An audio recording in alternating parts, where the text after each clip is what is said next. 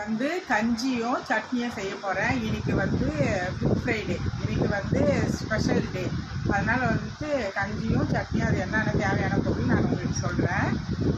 Friday கஞ்சிக்கு அது தேவையான பொருள் நான் என்னன்னு சொல்கிறேன்.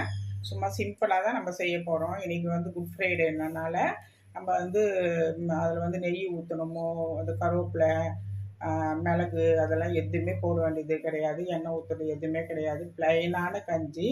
அதுக்கு ஒரு வந்து சட்னி. அது நான் என்னன்னு காமிக்கிறேன். ஒரு பாத்திரத்தை வச்சுருக்கேன். இது வந்து சிறுபருப்பு. இது நம்ம வந்து ரோஸ்ட் பண்ணி நம்ம வந்து வறுத்து எடுத்துக்கணும். இது அப்படியே போட்டோம்னா பச்சை ஸ்மெல் வரும், நல்லா இருக்காது கஞ்சிக்கு. இது வச்சுருக்கேன்.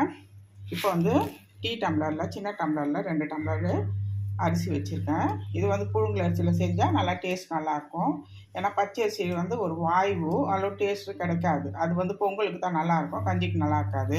இதை வந்து நம்ம அப்படியே கழுவி போட போகிறோம். நம்ம சிறுபருப்பு மட்டும் வறுத்துக்கலாம். அது கூட நம்ம என்ன பண்ண போகிறோம், கொஞ்சோண்டு சீரகம் போட்டு போகிறோம், அவ்வளோதான், வேறு ஒன்றும் கிடையாது.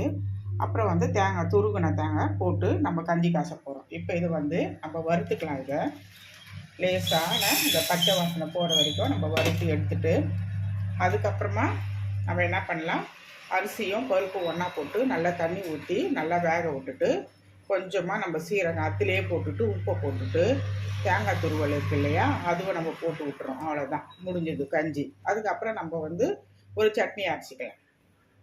இப்போது தண்ணி நல்லா கொதிக்க வச்சுட்டேன். கொதிக்க வச்சுட்டு நம்ம வந்து அரிசியை போட்டுக்கலாம். இப்போது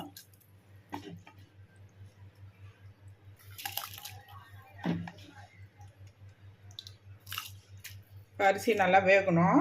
இது கூடயே நம்ம என்ன பண்ணலாம், தேங்காய் பூ வச்சுருக்கோம் இல்லையா, தேங்காய் பூவை இதில் போட்டுக்கலாம். சும்மா கொஞ்சம் ஃப்ளேவருக்கு தான், ரொம்ப வேண்டாம். அவ்வளோதான், இது நல்லா வேகட்டும். இது கூட நம்ம என்ன பண்ணிக்கலாம், சீரகம் அது கொஞ்சம் போட்டுக்கலாம். இப்போ வந்து சிறுபருப்பு வறுத்து வச்சுருக்கேன், அதையும் போட்டுக்கலாம். நம்ம இப்போ நல்லா வெந்த ஒன்றும் நம்ம உப்பு போட்டு, அதுக்கப்புறம் ரொம்பவும் கெட்டியாகவும் இருக்கக்கூடாது, ரொம்ப தண்ணியாகவும் இருக்கக்கூடாது, மீடியமான பாத்திரத்தில் நம்ம வச்சு அந்த சட்னி வச்சு சாப்பிட்றதுக்கு நல்லா சூப்பராக டேஸ்ட்டாக இருக்கும். அவ்வளோதான், வெறும் உப்பு மட்டும் தான் போடணும்.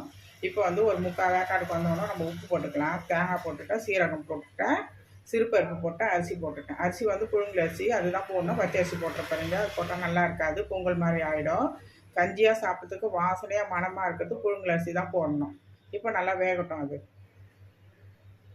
கஞ்சி நல்லா 3/4 பதத்துக்கு நல்லா வெந்து நல்லா சூப்பராக நம்ம சாப்பிட்ற அளவுக்கு வந்துடுச்சு. இப்போ வந்து தேவையானது நான் வந்து கல் உப்பு தான் போடுறேன். கல் உப்பு போட்டுக்கலாம். அவ்வளோதான். இதோ ரொம்ப தண்ணியாக வேணாம், ரொம்ப திக்கம் வேணாம். நம்ம வச்சு சாப்பிட்றதுக்கு, அந்த சட்னி வச்சு சாப்பிட்றதுக்கு நல்லா சூப்பராக நல்லாயிருக்கும். அவ்வளோதான். இது கூட பெருங்காயமோ, நெய்யோ, எண்ணெயோ, கருவேப்பிலையோ எதுவுமே போடக்கூடாது. இதுதான் வந்து வெள்ளிக்கிழமையில் இயேசு சிலுவையில் அரைஞ்ச நாட்களில் நம்ம செய்கிற கஞ்சி இது. அதெல்லாம் எதுவுமே போட்டாலும் நல்லா இருக்காது, வேறு பொங்கல் ஸ்டைலில் வந்துடும். நம்ம இந்த மாதிரி தான் நம்ம அந்த இது குட் ஃப்ரைடேல நம்ம இந்த மாதிரியான தான் நம்ம கஞ்சி தான், இதுதான் சாப்பிடுவோம். இதுதான் பாரம்பரியமாக இப்படி தான் செய்வாங்க. இப்போ வருவங்க அது கூட என்னென்னமோ போடுறாங்க, அது வந்து நல்லது கிடையாது. இது வந்து நம்ம வந்து ஃபாஸ்டிங் இருந்து நம்ம சாப்பிட்றதுனால ஒரு மாதிரி நல்லா லைட்டாக இந்த மாதிரியான இதுகள் தான் நம்ம சாப்பிட்ணும். அதுக்காக வேண்டிதான் இது செய்கிறது. இப்போ இது நல்லா ஓவர், இது முடிஞ்சிச்சு. இது அவ்வளோதான். இனிமேல் நம்ம சட்னி அரைச்சி வச்சுக்க வேண்டியது தான், அவ்வளோதான். கஞ்சி ரெடி பண்ணியாச்சு. இப்போ நம்ம வந்து சட்னிக்கு அது என்னென்னான்ட்டு தேவையான பொருள் பார்க்கலாம். இப்போ வந்து கட் பண்ணி தேங்காய் வச்சுருக்கேன், உடச்ச கடலை வச்சுருக்கேன், 3 காஞ்ச மிளகாய் வச்சுருக்கேன், தேவையானது உப்பு வச்சுருக்கேன், ஒரு துண்டு இஞ்சி வச்சுருக்கேன், அதை கட் பண்ணிவிட்டு கொஞ்சோண்டு புளி வச்சுருக்கேன். அவ்வளோதான்.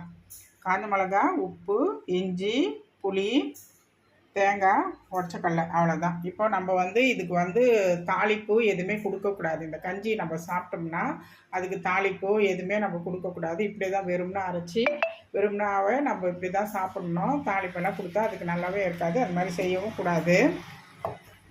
அதனால் வந்து இதெல்லாம் சேர்த்து நான் அரைச்சி இப்போது கஞ்சி இப்போது கரெக்டான பதத்துக்கு நல்லா ரெடி ஆகிடுச்சு. அவ்வளோதான்.